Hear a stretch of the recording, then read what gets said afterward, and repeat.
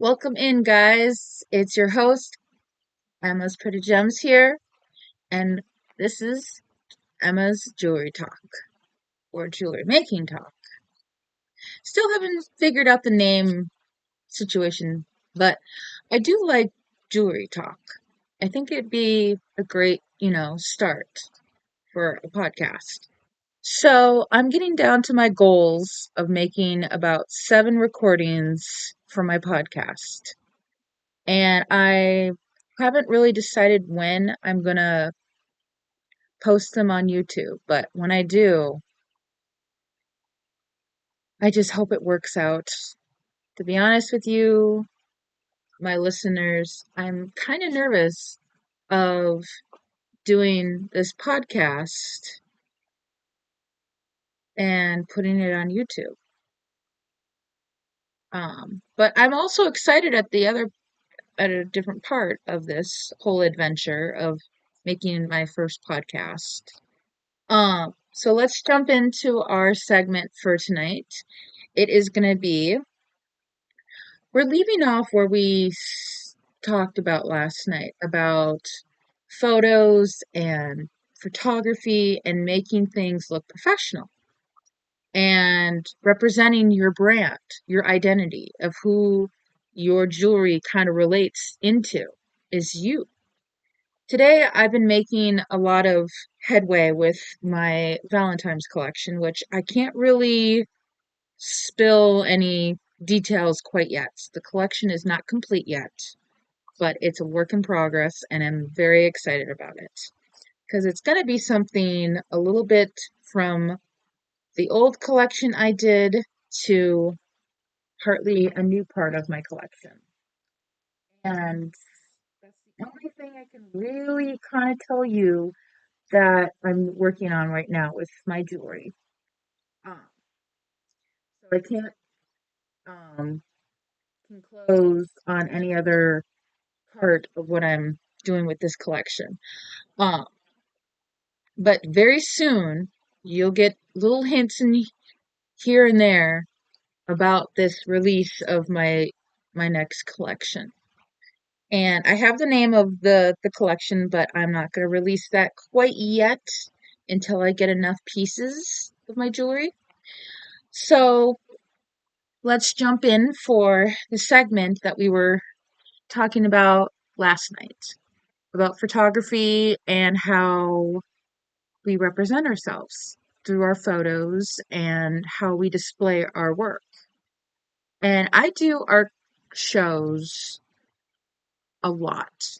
I've been doing them for a very long time. So I know the gist of what I have to do to making the deadline for the payment fee that you have to pay between. I mean, this year was a little bit crazier. I think I had to pay roughly 55 to maybe almost $80 for our table fee. Usually in the past it used to be a lot more, but I mean it is still a lot more.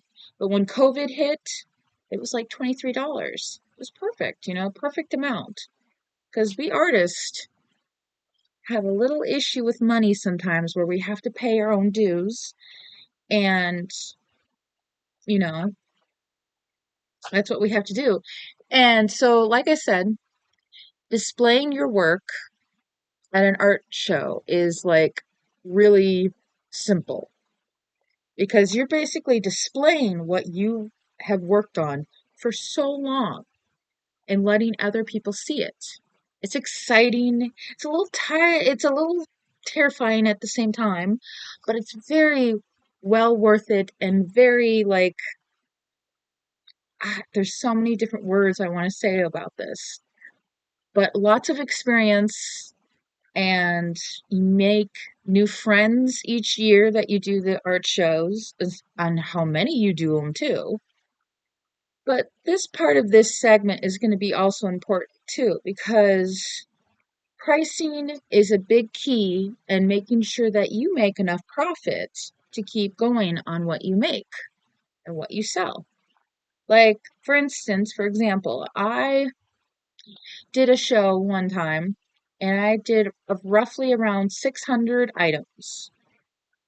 great advice for this topic is never ever tell another artist how much you've made, because sometimes people can feel a little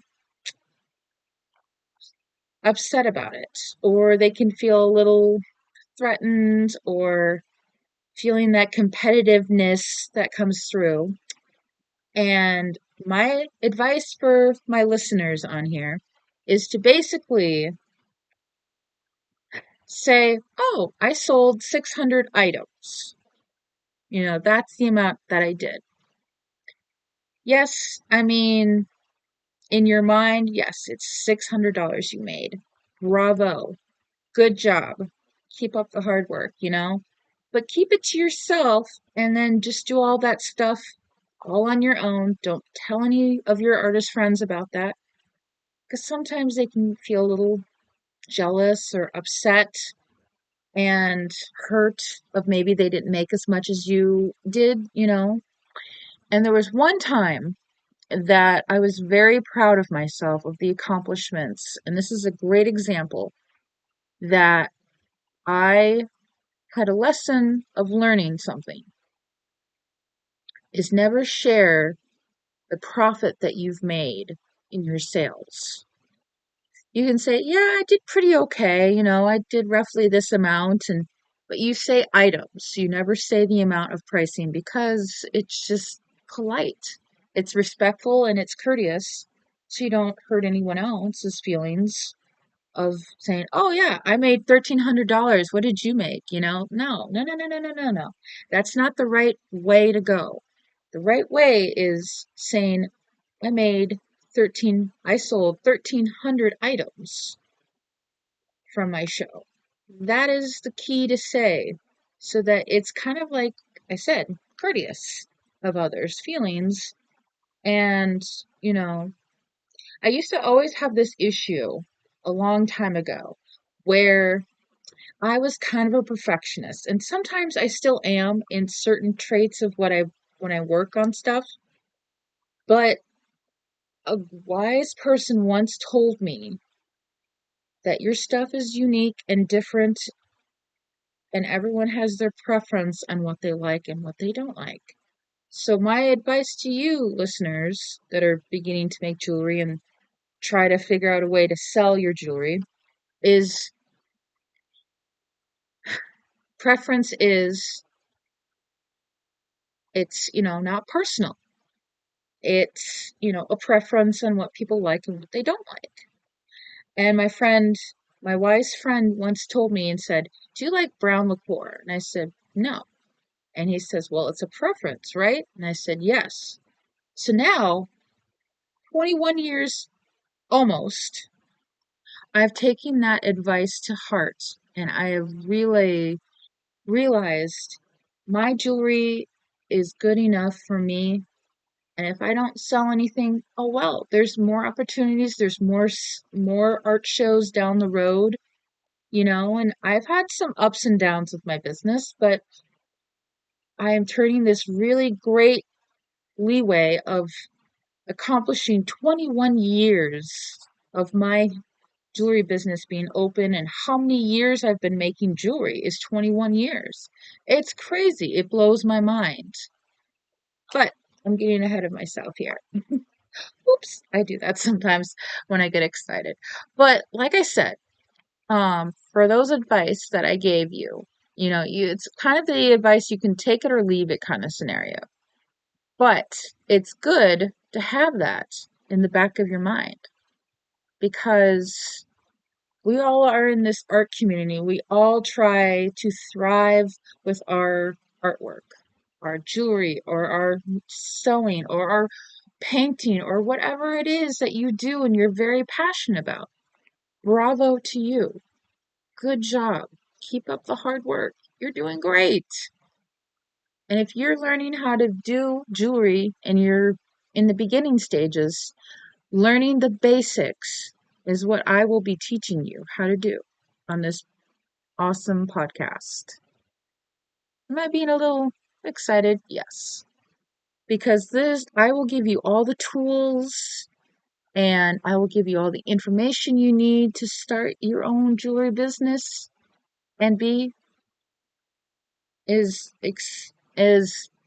successful as you can with this. There's going to be bumps in the road. There's going to be things that are going to be difficult, but that is what I'm here for. I'm here to help you. I'm here to give you advice. I'm here to be your friend and your leadership, like your leader of like helping you with problem solving. If you have ideas about creating things or if you are stuck with something, I am definitely going to be there to help you guys. And that's for my listeners. I have advice and I've stuck with it. Because the reason why I've stuck with all that advice that I had, with my little perfectionist in me, I had someone I was trying to sell jewelry at this, um, it's a consignment shop, sorry, the art crawl, or the art show, or the art shop, sorry. I'm blanking here. Oops. So, excuse me for that. Um, the art shop was the one in Midtown Global Market, and I liked the atmosphere of it. But what was hard was, they took a percentage from me, from every artist, which is what consignment shops do, and I didn't get very much from it. And there was this woman, I am not going to disclose her name for public reasons or personal reasons, whatever which way you want to throw that at, um, was not super nice to me. And she basically said that my earrings were uneven. So from there on, I was very like nervous about being perfectionist, of making sure my earrings were even enough, or they were perfect enough, or if they weren't, I'd restart all over again from scratch and do the whole thing all over again. But now that I've been doing this for almost 21 years now, I don't have that issue anymore because I know my jewelry is worth what it is. And I am proud of what I've accomplished. And I am proud of myself for the hard work and sweat and tears that I put in all the 21 years of my jewelry business. Was it easy? No. Was it accomplishing? Yes.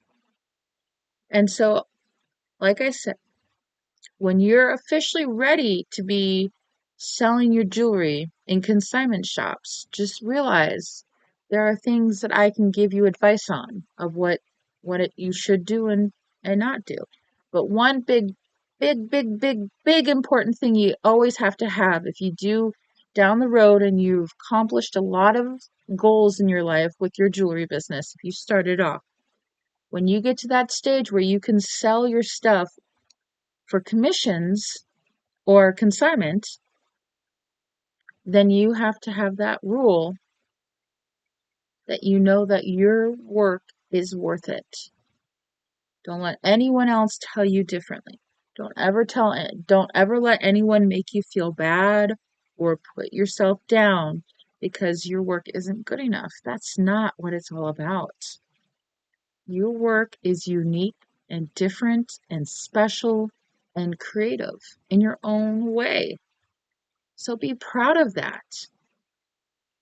And like I said, once you get to that stage of trying to sell your jewelry in a consignment shop, always have a list of your inventory, of what your prices are, and what you want to get back from selling your jewelry at the consignment shops, if that makes sense. My question for this podcast of my listeners here today, or tonight, sorry, is what do you think your jewelry is worth to you, that you're making jewelry? If you're a beginner, great, wonderful. If you're advanced, if you have different skills in jewelry making and you haven't done it for a while, welcome in. This is a fun way to chat with other people who do jewelry and who are very passionate about jewelry and who make a living, partly a living, doing jewelry. And then the second thing is that I want you to always remember from this tonight is never ever think that your stuff is not worth it or not good enough, because that is not true. Your stuff that you make with your jewelry is fabulous. And you know what I'm also going to do in this podcast tonight is I'm going to have a spot where you can leave, you know, comments on YouTube. I mean, you can do that now with YouTube, but I'm saying I'm going to figure out a way where you can send me your email and we can talk and we can connect and I can help you with anything you need because we're all here together in this community of artists and we are just like I said, doing what we can to stay afloat. And I am so proud and so excited that you are going to be on this journey with me in this podcast. I am so thrilled. And I am so glad that you guys tuned in tonight. And I hope you guys have an awesome week. And like I said, if you have any questions or concerns, you know where to reach me. You can post and comment on YouTube of any question you desire. And this is Emma's Pretty Gems here, signing off. Have a good night, y'all. Take care.